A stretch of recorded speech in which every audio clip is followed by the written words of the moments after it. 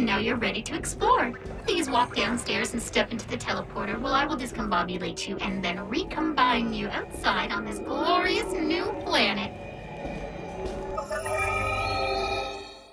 Journey to the Savage Planet provides an interesting take on the explore the planet and find as much as you can concept. This time, humor plays a role in having an enjoyable experience in the game. However, the question remains, is the game worth it to purchase? Now of course this will all depend on what your version of enjoyment is. If you like exploring for materials and scanning everything far in between, the game is definitely for you. Besides the hours of exploring, Journey to the Savage Planet does feature a story mode, but don't get your hopes too high on it. This mission just got 100% more interesting and about 50% more lethal.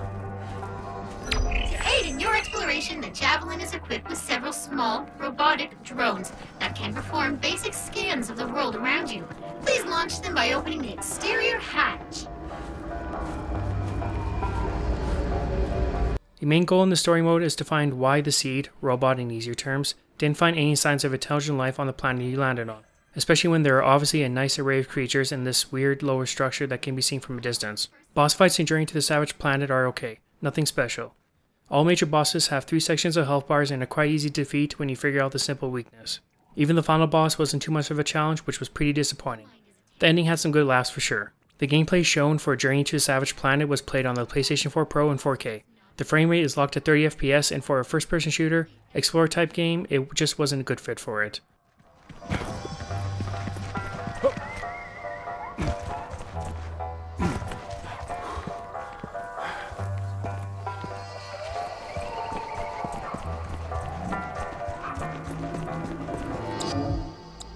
Journey to the Savage Planet does offer an auto aim assist, but I rarely did see it activate, or if it did, it was at the worst of times. 30 FPS made certain combats and jumping sections too much of a drag to try and follow a fast moving creature. Nevertheless, the game is still beatable, just annoying with the locked 30 FPS frame rate. You would be better off buying the PC version, which is only available on the Epic Game Store at the moment. The game controls are alright in Journey to the Savage Planet. The way the gun supercharges was my biggest gripe. On the PlayStation 4 Pro, you're supposed to hold the triangle to initiate the supercharge sequence.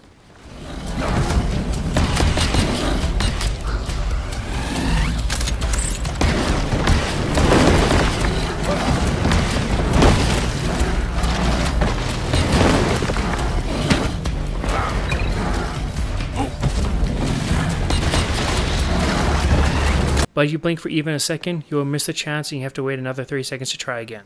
This should be fixed with an easier solution. I just gave up trying to supercharge the gun because of it. My other gripe is the dodge crouch system. During one of the levels, you are to time your jumps so you don't get executed by a beam. That is fine and a nice way to introduce something challenging to the game. However, there were many times when I tried to crouch in the game with dodge instead. Either having the crouch and dodge on different buttons or revamping the system would have made the challenge much easier. Hopefully in a patch this can be fixed.